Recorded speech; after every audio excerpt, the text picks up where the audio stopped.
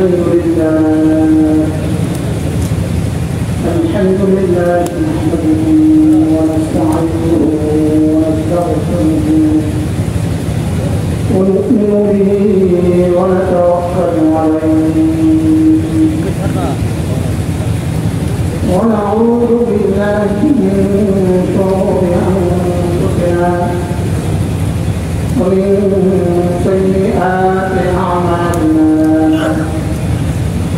من يهده الله فلا مضل له ومن يضلله فلا هادي له ونشهد أن لا إله إلا الله وحده لا شريك له ونشهد أن سيدنا محمدا عبده ورسوله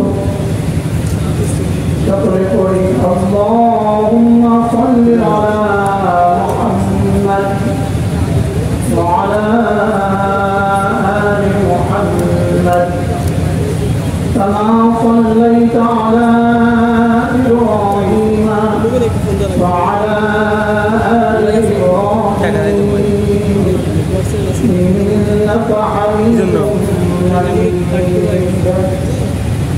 اللهم بارك على محمد وعلى آل محمد كما باركت على إبراهيم وعلى آل إبراهيم إنك حميد مجيد أما بعد فأعوذ بالله من الشيطان الرجيم بسم الله الرحمن الرحيم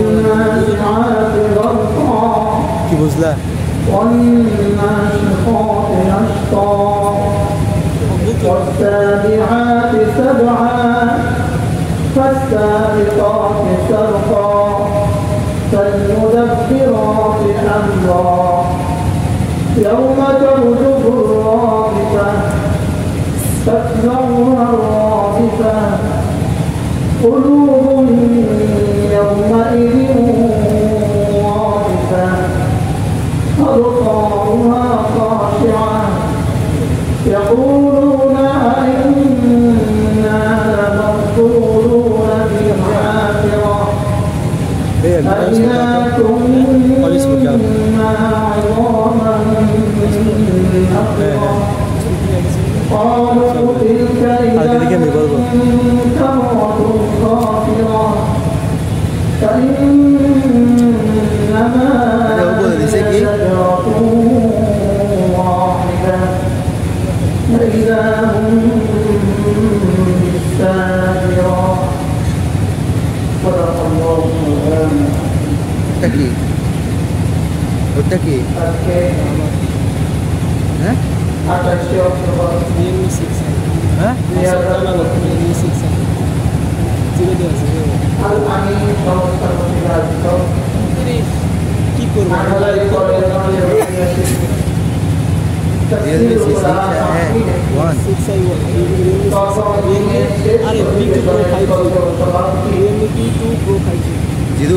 उपस्थित हज़रात उलमा इकराम सज्जो बुज़ुर्गान इज़ाम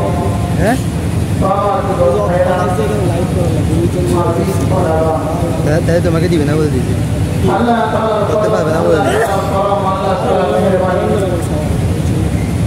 তিনি আমাদেরকে এই আযীম শান তাফসীরুল কুরআন মাহফিলে একত্রিত হয়ে কুরআন কারীম থেকে কিছু কথা বলা শোনা তৌফিক দান করেছেন এজন্য বলি আলহামদুলিল্লাহ। গত বছর এই সম্মেলনে আমরা আপনাদের সামনে কুরআন কারীম থেকে সূরাতুন নাবা তেলাওয়াত করে গত বছর এই সম্মেলনের 3 দিন সূরাতুন নাবা আপনাদের সামনে তেলাওয়াত হয়েছে। আজকে 1 বছর অপেক্ষার পরে রব্বে কারীম আমাদেরকে আবারও এখানে একত্রিত করেছেন কোরআনে কারীমের নিকটে। এবার আপনাদের সামনে কোরআনে কারীমের সূরাতুন নাজিআত, এই সূরাটা ইনশাআল্লাহ কিছুটা অংশ তেলাওয়াত করা হয়েছে। আল্লাহ তাআলা যদি তৌফিক দান করেন, আজকে 28 অক্টোবর, 29 অক্টোবর, 30 অক্টোবর, 31 অক্টোবর, এই 3 দিন আল্লাহ তাআলা যদি হায়াত দান করেন, আপনাদের সামনে এই সূরার আলোকে ইনশাআল্লাহ দুটো কথা পেশ করা হবে। এটা আমার উপরে নির্ধারিত, মাহফিল কর্তৃপক্ষের পক্ষ থেকে আমার উপরে নির্ধারিত, এবং এটাও নির্ধারিত আমার আর এদিক সেদিক যাওয়ার কোনো সুযোগ নেই। আমার কিন্তু এটাও আমার ইচ্ছে মতো কিছু বলার সুযোগ নেই, এদিক সেদিক যাওয়ার সুযোগ নেই। এই জন্য আপনারা যদি আল্লাহ তাআলার মেহেরবানিতে আমাকে একটু সঙ্গ দেন, অল্প সময় আপনাদের সামনে এই সূরা থেকে কিছু কথা আপনাদের সামনে পেশ করা হবে। সূরার নাম হলো সূরাতুন নাজিআত। এই সূরার প্রথম শব্দ দিয়ে এই সূরাটার নামকরণ করা হয়েছে। এই সূরা একত্রিতভাবে একসাথে মক্কাতে অবতারিত অবতীর্ণ সূরা এবং ইসলামের প্রথম দিককার সূরা। মক্কার মানুষগুলো আখিরাতকে অস্বীকার করত। তাদের এই ইনকারের জবাবে সূরাতুন নাবাও অবতীর্ণ হয়েছে। তাদের ইনকারের জবাবে, অস্বীকারের জবাবে সূরাতুন নাবার পরে সূরাতুন নাজিআত, এই সূরাটাও ইনকারের কিয়ামতকে যারা অস্বীকার করেছে তাদেরকে রদ করার জন্য আল্লাহ তাআলা একত্রিতভাবে এই সূরাটা নাযিল করেন। এই সূরার মধ্যে আল্লাহ তাআলা প্রথমত 5টা কসম খেয়ে বলেছেন। রব্বে কারীম কসম খেয়ে বলার প্রয়োজন পড়ে না।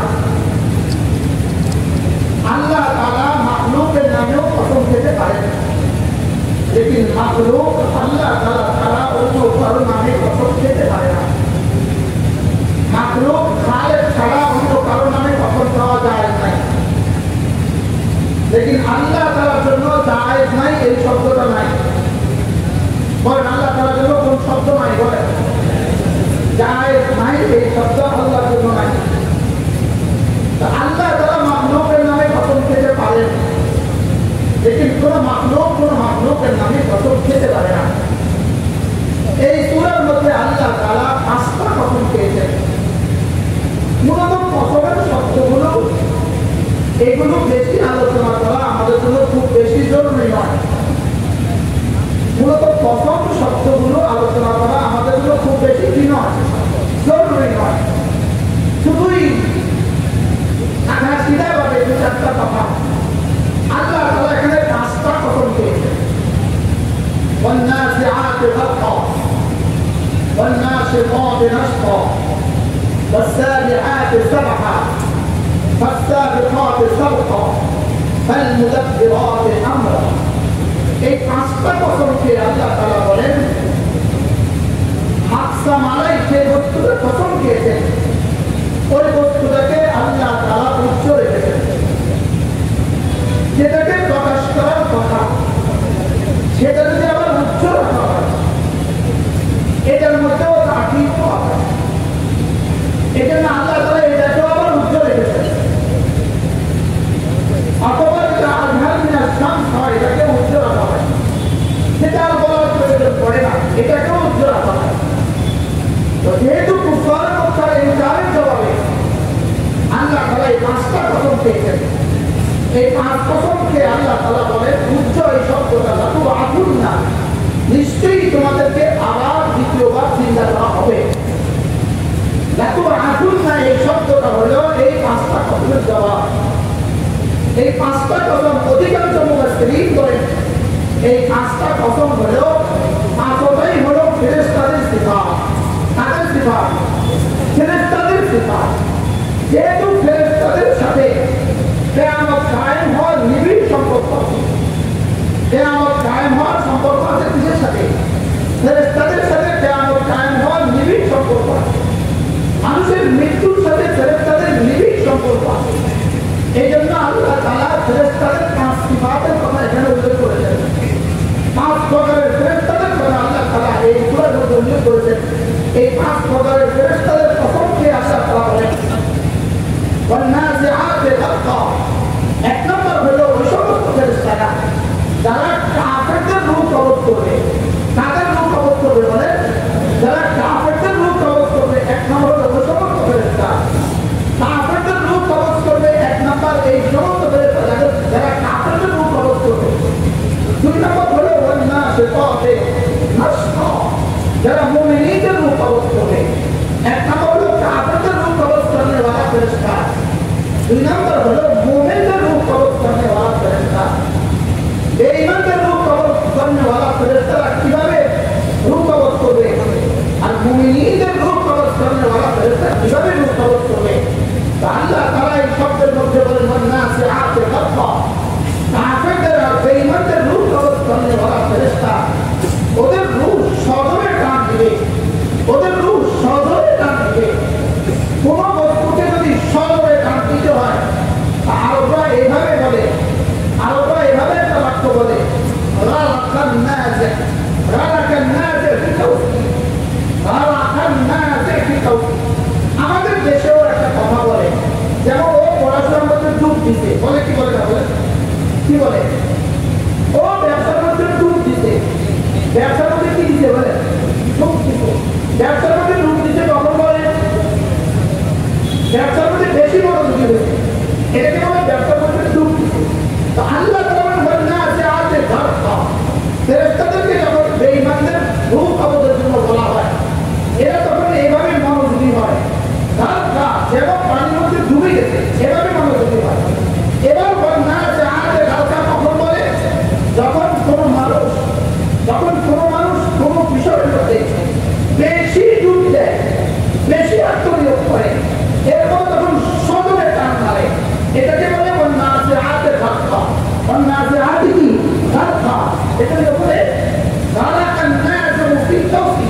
আর বলে গারাকান নাযিহু ফি তাওসি, যে ধনুক মারনে वाला, तीर मारने वाला, তার তীরকে সজরে টান দিতে। तीर मारने वाला তীরকে যেভাবে সজরে টান দেয়, চোরে টান দেয়, খিচে টান দেয়, আল্লাহ তাআলা বলেন ওয়ান্নাসিআতি গারকা। বেঈমানদের রূহ ফেরেশতারা এভাবে সজরে টান দিবে। যেভাবে জীবন্ত ছাগল থেকে, জীবন্ত বকরি থেকে তার চামড়া খিচে হয়ে যেভাবে কষ্ট পাবে, তো আল্লাহ রাসূল বলেন বেঈমানের রূহ এভাবে কবজ করবে। কি পরিমাণ টান দিবে, কি পরিমাণ জোরে খিচবে, এটাকে আল্লাহ তাআলা চিত্রায়িত করতেছেন এভাবে ওয়ান্নাসিআতি গারকা। বলুন তো বলতে থাকলে, বলেন তো সবাই একসাথে শব্দটা বলেন তো, ওয়ান্নাসিআতি গারকা। আরো বলেন ওয়ান্নাসিআতি গারকা। ঠিক যেভাবে বেঈমানের রূহকে যেভাবে সজরে টান দিবে, এর বিপরীতে মুমিনের রূহকে এইভাবে মৃদুভাবে টান দিবে। বেঈমানের রূহ যতটা সজরে টান দিবে, মুমিনের রূহ ততটা নরম করে টান দিবে। সুবহানাল্লাহ। বেঈমানের রূহ যত দূরে খিচবে, মুমিনের রূহ তত আস্তে খিচবে। যে যত বড় বেঈমান, তার রূহ খিচা হবে তত দূরে, আর যে যত বড় মুমিন, তার রূহ বাহির করা হবে তত আস্তে। সুবহানাল্লাহ। যেভাবে একটা কলসিতে পানি ভরা আছে, কলসিতে পানি ভরা আছে, কলসিতে ধীরে ধীরে পানি যেভাবে আলতো ভাবে চলে যায়, এটা কি পানি পড়তে আর কোনো অসুবিধা হয়? অশোকের মধ্যে ভিটু লাগানো আছে, অশোকের ভিটুটাকে খুলে দিলে যেভাবে পানি আলতো ভাবে বের হয়ে যায়, বেরোনোর মধ্যে বাতাস ভরা, এটাকে একটা ছিদ্র করে দিলে যেভাবে আলতো ভাবে বাতাস বের হয়ে যায়, আস্তে করে বের হয়ে যায়, ঠিক তেমনি ভাবে ওয়ান্নাসিআতি গারকা। মুমিনদের রূহ আল্লাহ তাআলা ফেরেশতাদেরকে এভাবে বের করতে বলবেন যেন কলসি থেকে পানির কিছু খুলে দেওয়া হচ্ছে। যেন এভাবে আলতোভাবে যার ঈমান যেমন হবে, তার সাথে আচরণ তেমন হবে। আর বেঈমান যত কড়া বেঈমান, তার সাথে আচরণ তত কঠিন হবে। এজন্য বেঈমানদের ফেরেশতা ওয়ান্নাসিআতি গারকা, আর মুমিনদের রূহ কবজ করনে वाला ফেরেশতা বলেন ওয়ান্নাসিআতি নাশতা।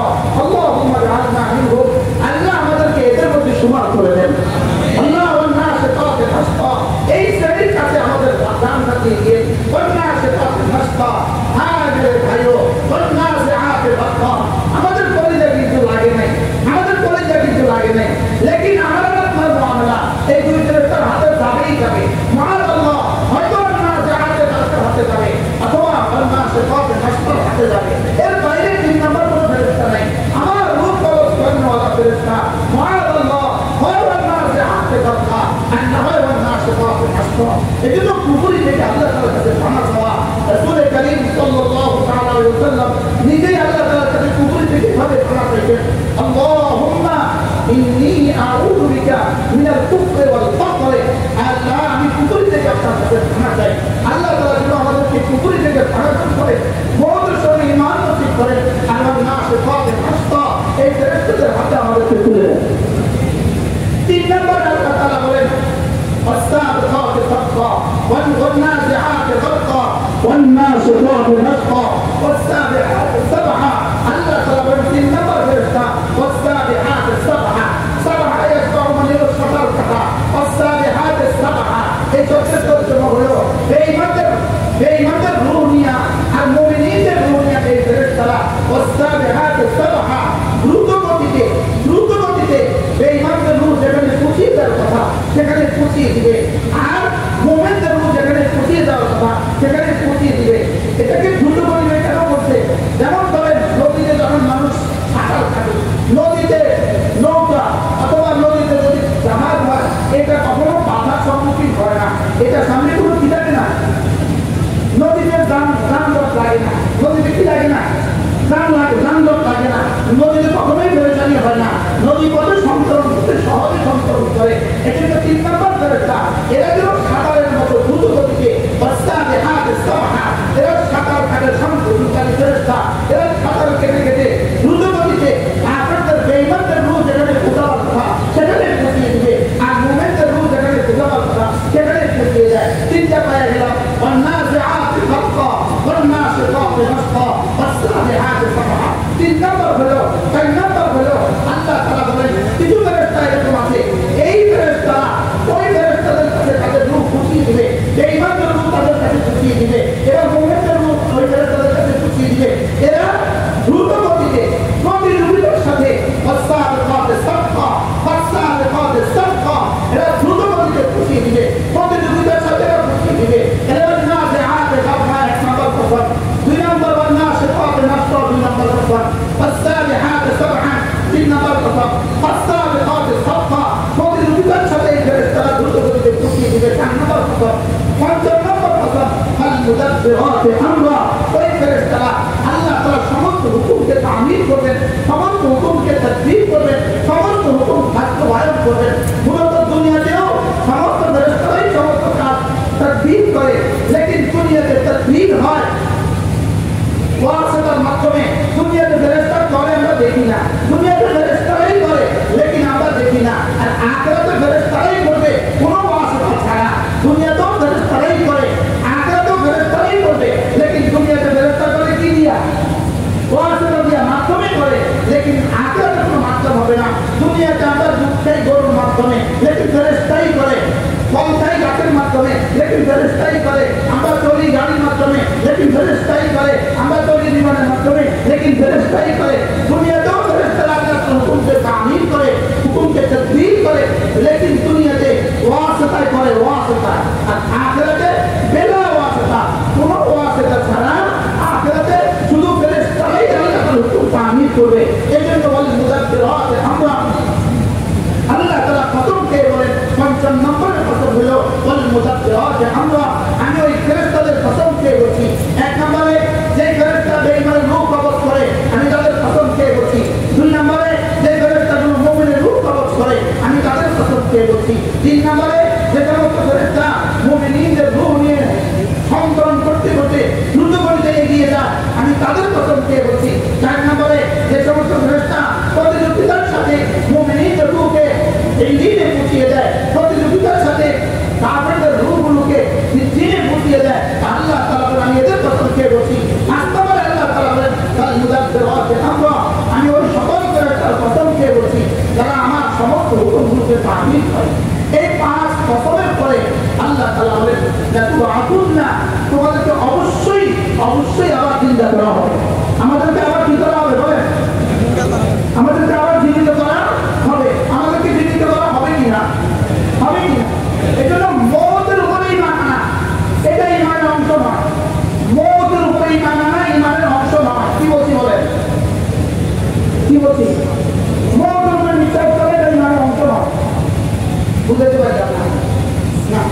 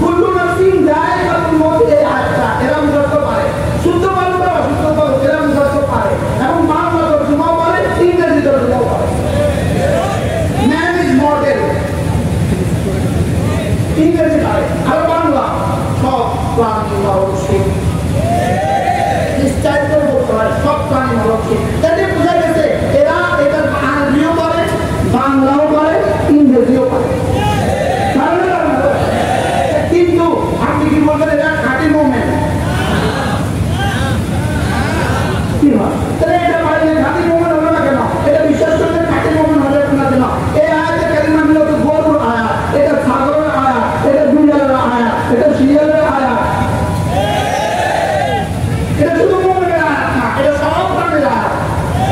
কারণ গরুও মরবে, এই প্রাণীর এই আয়াতের তর্জমা কুল্লু নাফসিন যায়কাতুল মাউত, এই আয়াতের তর্জমা গরুও মরবে, ছাগলও মরবে, শুয়োরও মরবে, বিড়ালও মরবে, কুত্তাও মরবে।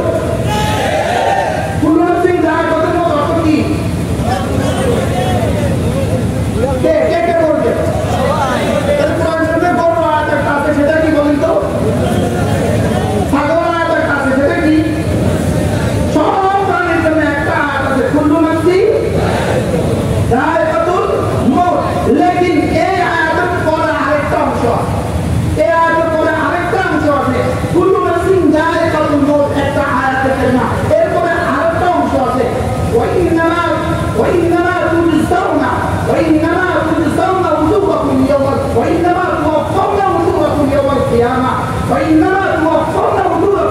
কিয়ামা সব প্রাণী মরবে, তবে গরুর কোনো যাতার সাজা নেই, ছাগলের কোনো যাতার সাজা নেই, সাপের কোনো যাতার সাজা নেই, বিড়ালের কোনো যাতার সাজা নেই। ওয়াইন্নামা তুওয়াফাউনা উজুরাকুম, যাতার সাজা শুধু তোমাদেরকে দেওয়া হবে।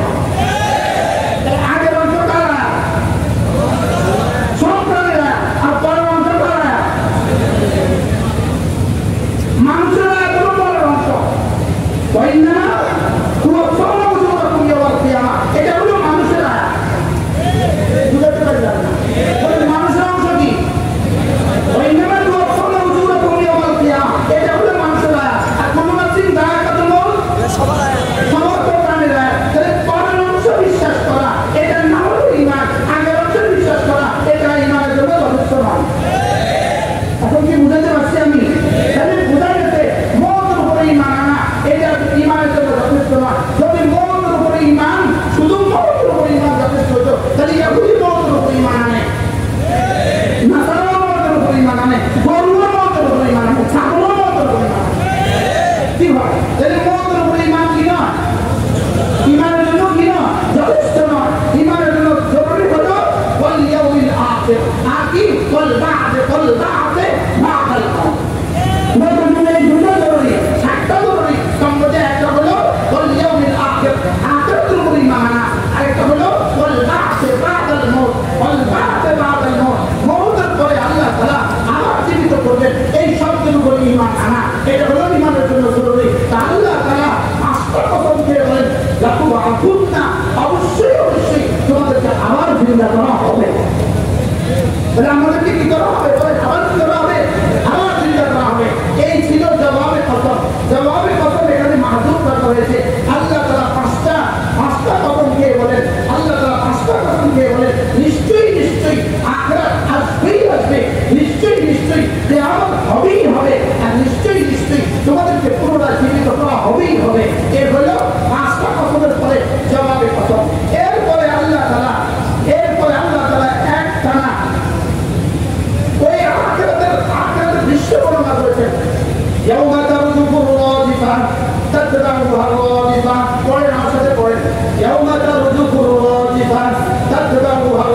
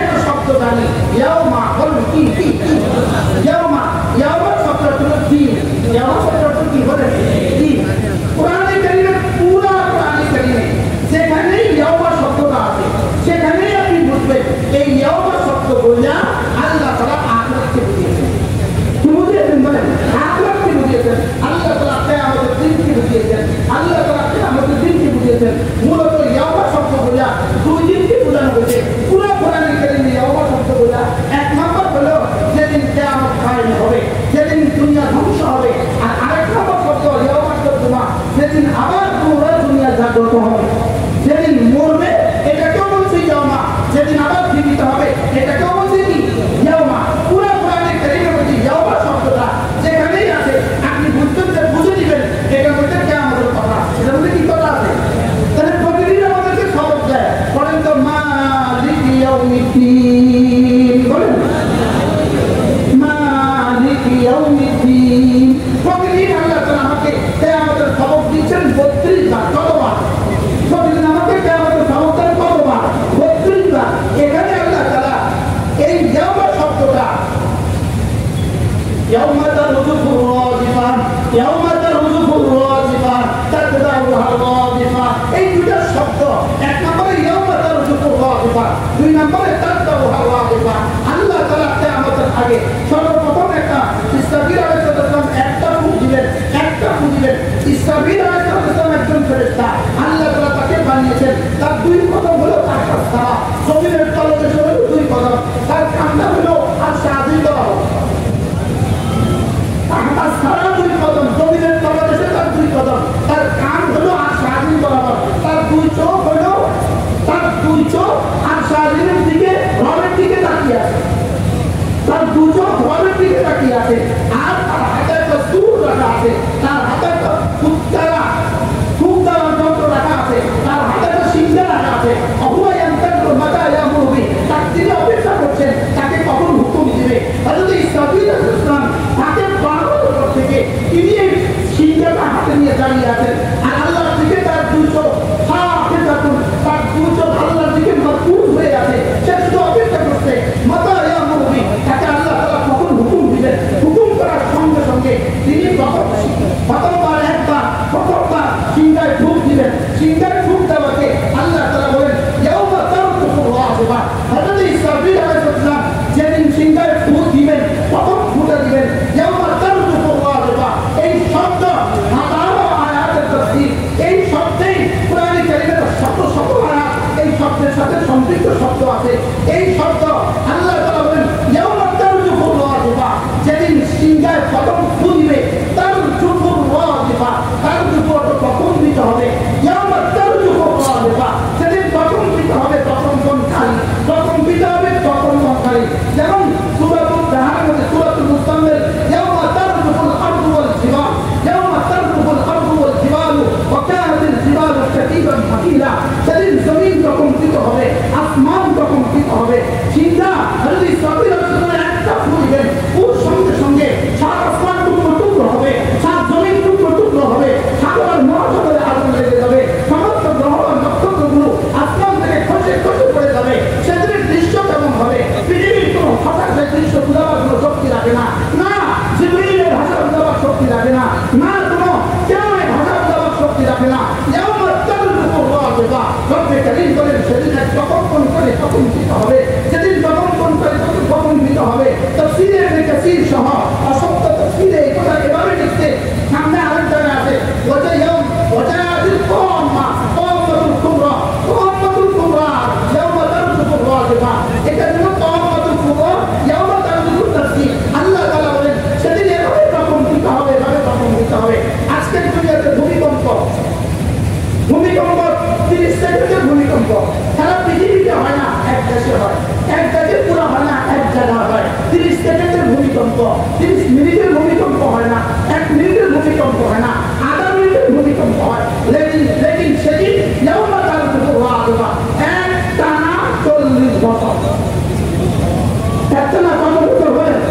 আসমান টুকরো হবে, পৃথিবীর যা আছে সব ধ্বংস হবে, আসমান টুকরো হবে, জমিন টুকরো হবে, রাতগুলো ধ্বংস হয়ে যাবে, আগুন পানি সাগরের পানিগুলো আগুন লেগে যাবে, কতগুলো খসে পড়ে যাবে, প্রতিটা জানোয়ার মারা যাবে। কি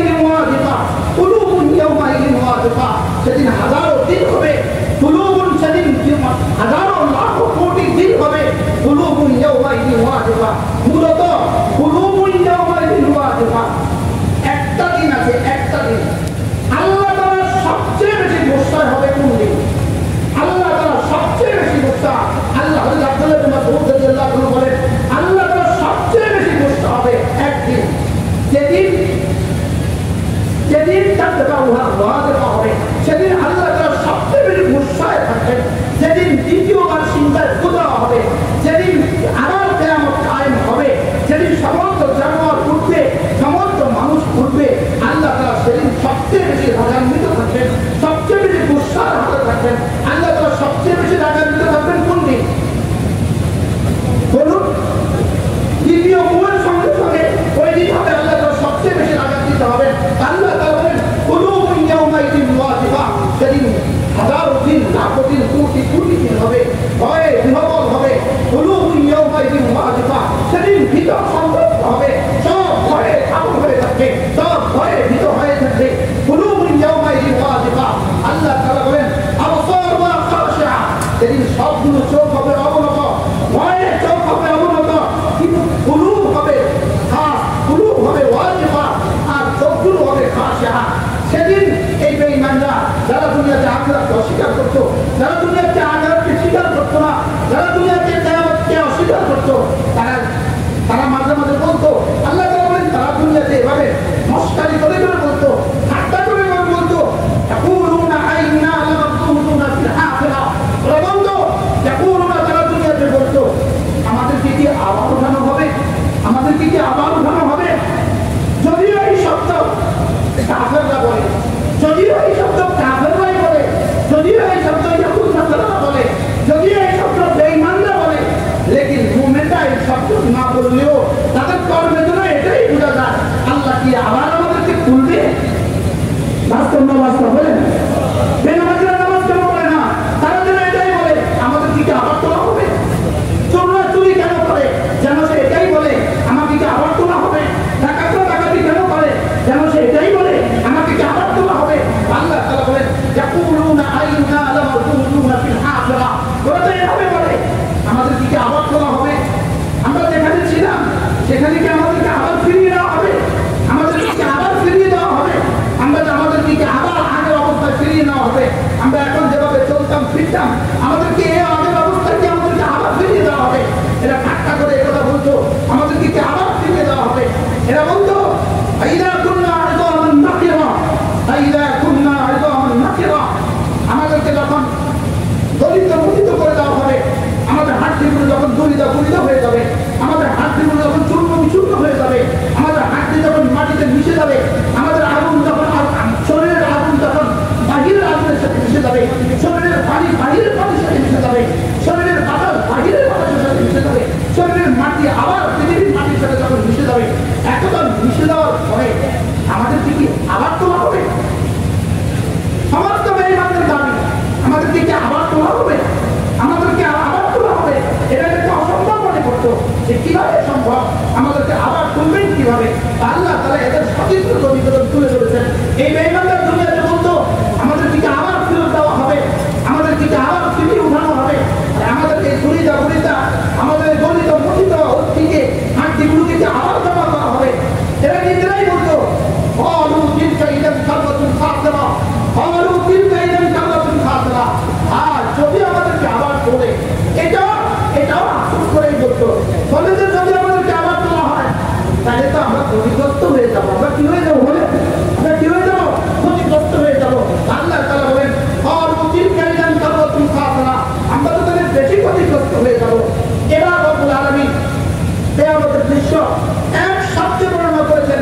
শুনো শুনো শুনো, সারা পৃথিবীর সমস্ত মানুষগুলোকে ধ্বংস করা, সারা পৃথিবীর সমস্ত মানুষগুলোকে আবার তোলা, সারা পৃথিবীর সমস্ত আসমান আর জমিনকে ধ্বংস করা, সেগুলোকে আমার আবার বানানো, শুধুই একটা চিৎকারের দরকার। ফাইন্নামা হিয়া সাজরাতুন ওয়াহিদা, ফাইন্নামা হিয়া সাজরাতুন ওয়াহিদা, শুধু একটা চিৎকার হবে, একটা চিৎকার, শুধু একটা আওয়াজ দিবে আমার ফেরেশতা, ফেরেশতা একটা আওয়াজ দিবে, ওই আওয়াজেই সারা দুনিয়ার সমস্ত জানদার, সারা দুনিয়ার সমস্ত প্রাণী, সারা দুনিয়ার সমস্ত মানুষগুলো, সমস্ত জানোয়ারগুলো আবার উঠে যাবে। আল্লাহ তাআলা বলেন ফাইন্নামা হিয়া সাজরাতুন ওয়াহিদা, সাজরাতুন ওয়াহিদা, একটা আওয়াজ হবে, শুধু একটা আওয়াজ হবে। একটা আওয়াজ দিয়ে সারা দুনিয়া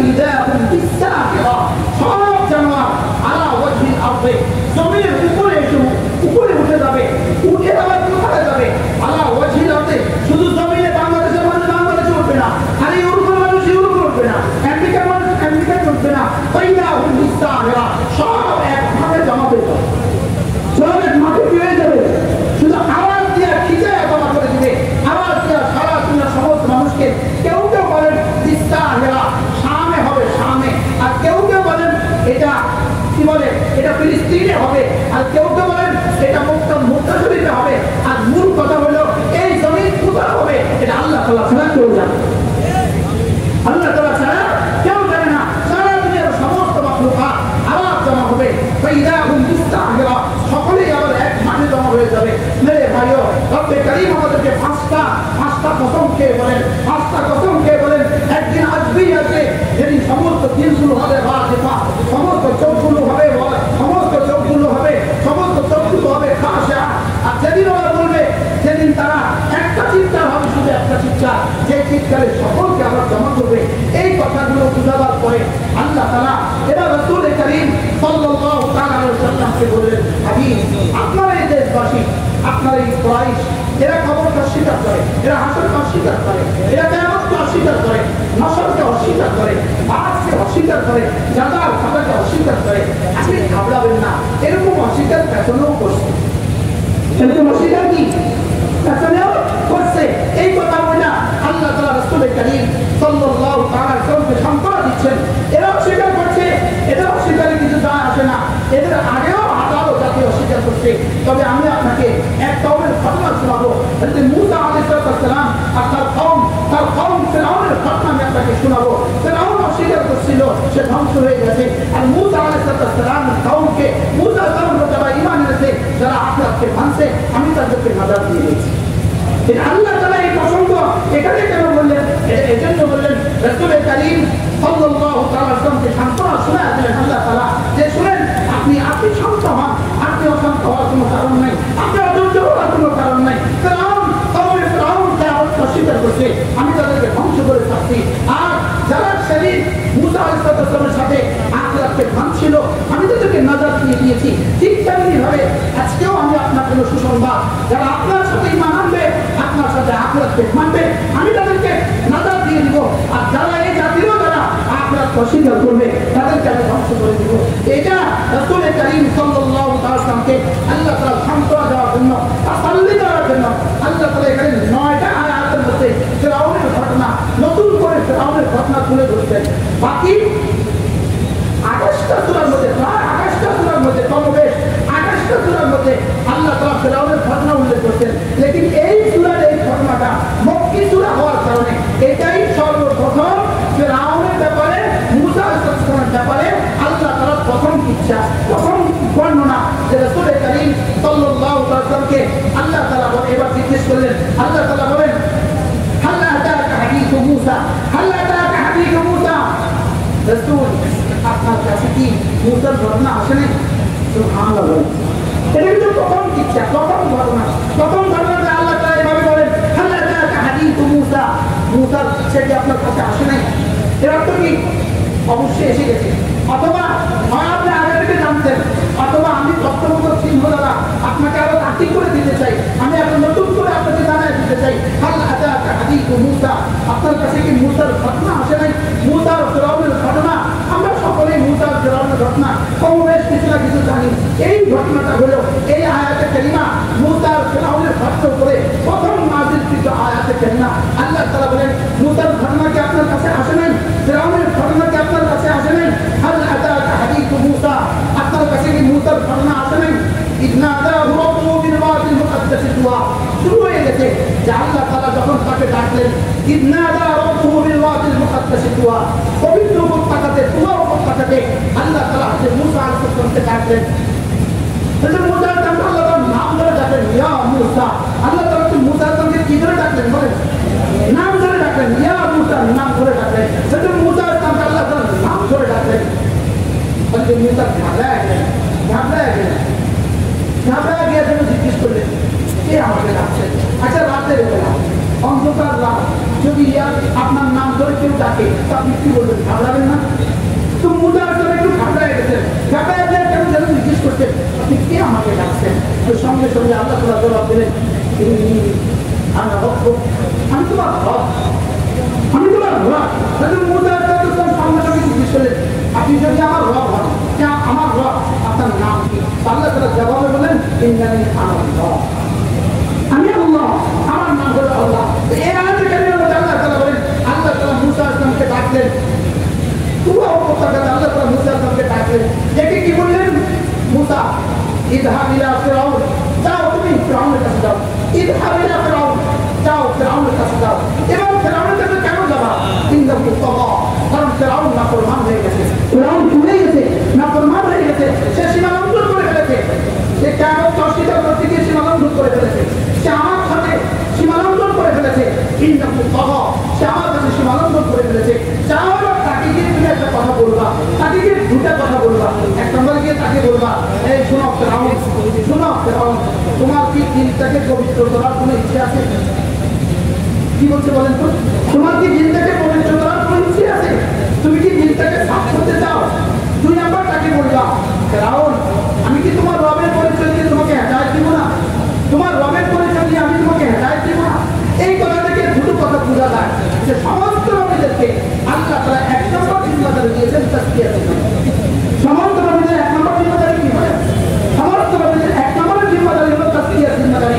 এজন্য আপনি মুসা আলাইহিস সালাম সর্বপ্রথম গিয়েই বললেন, ফিরআউন বলো তো দেখি, ফিরআউন তুমি বলো তো, আকুল হাল লাকা ইলা আন তাসাক্কা, ফিরআউন তোমার কি দিলটা সাফ করার কোনো ইচ্ছে আছে? তোমার কি মনে চায়? তোমার দিলটা সাফ করতে কি মনে চায়? তুমি কি ভালো হইতে চাও? তুমি কি একটুখানি তাসকিয়া, তোমার দিলটাকে একটুখানি কি ভালো করতে চাও? হাল লাকা ইলা আন তাসাক্কা, তুমি কি ভালো হইতে চাও? তাইলে বোঝা গেছে তাসকিয়ায়ে নফস হলো উম্মতের জন্য সমস্ত নবীদের প্রথম জিম্মাদারি। উম্মতের জন্য সমস্ত নবীদের প্রথম জিম্মাদারি কি বলেন? তাসকিয়ায়ে নফস হলো উম্মতের জন্য কি প্রথম জিম্মাদারি। ফিরআউনকে কি আপনি মুসাদ্দাম বললেন, মুসাদ্দাম কি বললেন? হাল লাকা ইলা আন তাসাক্কা, ফিরআউন তুমি কি তাসকিয়া করতে চাও? তুমি কি তোমার দিলটাকে সাফ করতে চাও? তোমার কি ইরাদা আছে ভালো হওয়ার? দুই নাম্বার, ওয়াহদিয়াকা ইলা রাব্বিক, আমি কি তোমাকে তোমার রবের দিকে রাস্তা দেখাবো না? আমি কি তোমাকে তোমার রবের দিকে রাস্তা দেখাবো? এটা বলে মুফাসসিরিন বলেন তাসকিয়া করা লাগবে এক নাম্বার, লেকিন তাসকিয়া করতে হবে কি দিয়া? তাসকিয়া করতে হবে রবের মারফত দিয়া। রবের কি দিয়া বলেন? ওয়াহদিয়াকা ইলা রাব্বিক, আমি কি তোমাকে তোমার রবের মারফত শিখাবো না? আমি কি তোমাকে তোমার রবের পরিচয় দিব না? আমি কি তোমার রবের পরিচয় দিয়া তোমার দিলটাকে সাফ করে দিব না? তাহলে বোঝা গেছে দিল সাফ করা, রবের পরিচয় দেওয়ার পরে আগে রবের পরিচয়, পরে দিল সাফ করা। এবার রবের পরিচয় হবে না ইলম ছাড়া, মারফত ছাড়া রবের পরিচয় হবে না, মারফত হবে না ইলম ছাড়া, ইলম হবে না মাদ্রাসা ছাড়া। কি হয়? তাহলে বোঝা গেছে তাসকিয়ার জন্য কি লাগবে? রবের পরিচয়। তাসকিয়ার জন্য কি লাগবে? রবের পরিচয় মানে মারফত। রবের পরিচয় মানে কি? মারফত। মারফত ছাড়া তাসকিয়া হবে না, মারফত ছাড়া তাসকিয়া হবে না, আর মারফত হবে না রবের পরিচয় ছাড়া, আর রবের পরিচয় হবে না কিতাব ছাড়া, আর কিতাব হবে না মাদ্রাসা ছাড়া। আমি কি কিছু বুঝাতে পারছি? তাহলে কয়টা জিনিস? তাসকিয়া বলেন, তাসকিয়া আর মারফত বলেন। তাসকিয়া কি বলেন? মারফত। তাহলে তাসকিয়া হবে কখন? মারফত হবে যখন। তাসকিয়া হবে কখন বলেন? মারফত হবে তখন। এবার মারফত হয় কি দিয়া? ইলা রাব্বিকা, মারফত হয় রব্বে কারীম, রব্বে কারীমের সিফাতের দ্বারা। মারফত হয় আল্লাহ তাআলার জাতের সিফাতের দ্বারা। আল্লাহ তাআলার সিফাত ছাড়া মারফত হবে না, আল্লাহ তাআলার পরিচয় ছাড়া মারফত হবে না, আর পরিচয় ছাড়া মারফত হয় না। আর তাইলে পরিচয় হয় না ইলম ছাড়া, ইলম ছাড়া পরিচয় হয় না, ইলম ছাড়া মারফত হয় না। তাহলে ইলম ছাড়া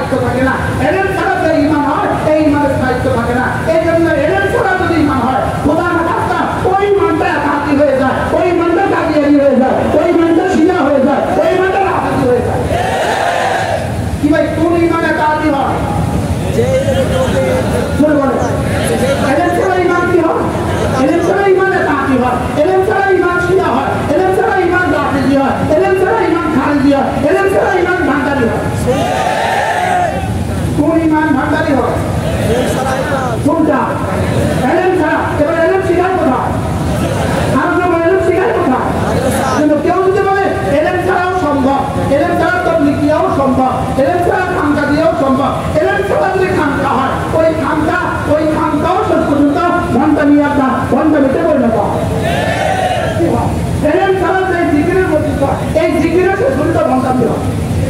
এই জিকিরের শেষ হলেও কি হয় বলে?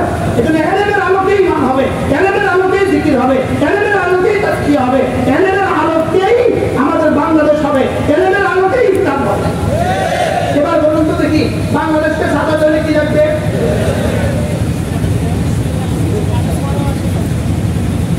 হযরত মুসা আলাইহিস সালাম আল্লাহ তাআলা কি বললেন? যাও তুমি ফিরআউনের কাছে যাও, তাকে গিয়ে বলো আমি কি তোমার দিল সাফ করে দিব, আমি কি তোমার দিল সাফ করে দিব, আর আমি কি তোমাকে তোমার রবের পরিচয় দিব। তাইলে বুঝা গেছে রবের পরিচয় ছাড়া কি হবে না? তাজকিয়া জোরে বলে না, রবের পরিচয় ছাড়া তাজকিয়া হবে না। আর রবের মারিফত ছাড়া তাজকিয়া হয় না, রবের মারিফত ইলম ছাড়া হয় না, ইলম মাদ্রাসা ছাড়া হয় না, ইলম মাদ্রাসা ছাড়া কি হয় না। আল্লাহ তাআলা মেহেরবানি করে আমাদের দিলগুলোকে মুজাক্কা আর মুসাফফা করে দেন। মেরে ভাইও, আমি আপনাদের সামনে কোরআন কারীমের সূরা নাজিআতের যে শব্দগুলো বলতেছিলাম, ইনশাআল্লাহ আগামী কালকে আবার বলবো ইনশাআল্লাহ। মেরে ভাই, এটা শুধু বলা আর শোনার জন্য না, বলতে দিলে কথা ইয়াকিন বাড়ানো। কোরআন যা বলেছে সত্য বলেছে, কোরআন যা বলেছে সত্য বলেছে। আমি বুঝলেও সত্য, আমি না বুঝলেও সত্য। কোরআন যা বলেছে কি বলেছে? সত্য বলেছে। আর কোরআন বিশুদ্ধ পড়া ছাড়া, কোরআনের দ্বারা এক নম্বরে বিশুদ্ধ পড়া, দুই নম্বরে বিশুদ্ধ বোঝা, তিন নম্বরে কোরআন মানা, চার নম্বরে কোরআন মানানো। পড়া, বুঝা, বলেন পড়া, বুঝা, মানা, মানানো। কয়টা? এক নম্বর কি? দুই নম্বর কি? বুঝা। তিন নম্বর কি? নিজে মানা। চার নম্বর কি? মানানো। এবার কোথায় কোথায় মানানো? নিজের পরিবারে মানানো, নিজের সংসারে মানানো, নিজের সমাজে মানানো, নিজের দেশে মানানো, নিজের রাষ্ট্রে মানানো, পুরো পৃথিবীতে মানানো। এটা যদি চারটা একসাথে পাওয়া যায়, এটাকে বলে একামতুদ দ্বীন। এটাকে বলে কি বলেন? একামতুদ দ্বীন। যে কোরআন যদি পড়ে না, সে একামতুদ দ্বীন কি করবে? দুই নম্বর যে কোরআন বোঝে না, সে একামতুদ দ্বীন কি করবে? তিন নম্বর যে কোরআন মানে না, সে একামতুদ দ্বীন কি করবে? বুঝাতে পারতেছি না, বুঝাতে পারতেছি না। যদি কোরআন পড়া ছাড়া, কোরআন বোঝা ছাড়া, কোরআন মানা ছাড়া, কোরআনের ব্যাখ্যা বোঝা ছাড়া কেউ যদি একামতে দ্বীন করতে চায়, এটা হলো একামতে দ্বীন। একা একা একা বাংলা এ পাতার কা বলেন, এ পাতার কা বলেন, কোন দিন বলেন? মনে বুঝেন কোন দিন বলেন? এটা একামতে দ্বীন। কেন বুঝে না? কি দিন বলেন? আমরা কি একামতে দ্বীন করবো না একামতে দ্বীন করবো? না একামতে দ্বীন করবে। একামতে দ্বীন করতে কিন্তু দাঁড়িয়ে লাগে না, কিন্তু একামতে দ্বীন বুঝে না। এ পয়সাটা ন পয়সাতে কি হচ্ছে? একামতে এটা ছিল একলামতে, একলামতে একলামতে কি করবো? একলামতে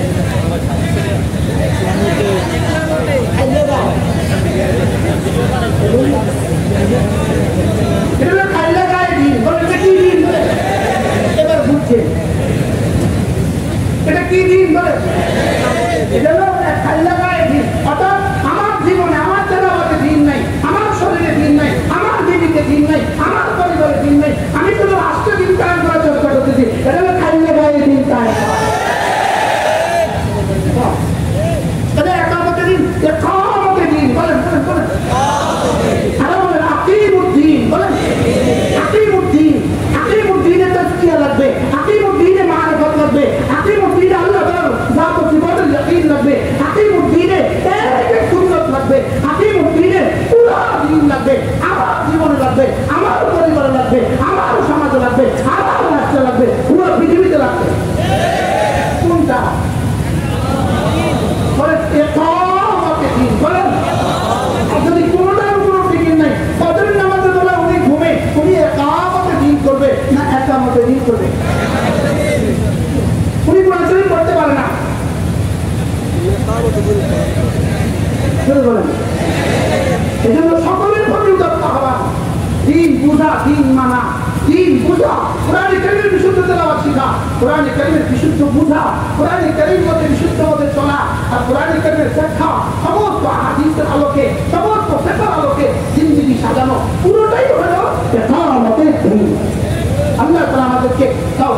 করেন ইনশাআল্লাহ। এরপরে মুসা আলাইহিস সালামের ঘটনা শেষে আল্লাহ তাআলা আমাদের দলিল পেশ করেছেন, ইনশাআল্লাহ আগামী থেকে এখান থেকে শেষ হবে। আমার অনেকগুলো কিতাব আছে আলহামদুলিল্লাহ, আমাদের বয়ানের অনেকগুলো সংকলন আছে, এখানে একটা স্টোর রাখা আছে। যদি আপনাদের কারো সুযোগ থাকে একটা কিতাব কিনে নিয়ে যাবেন। এই কিতাবগুলো আমি আল্লাহর দ্বীনের জন্য অর্থ করছি, একটা কিতাবের পয়সা আমার জন্য নয়, এই কিতাবও আমরা আল্লাহ দান করে আলহামদুলিল্লাহ বলেন। যদি কারো সুযোগ থাকে বয়ান পেতে একটা কিতাব কিনে নিয়ে এখানে স্টোর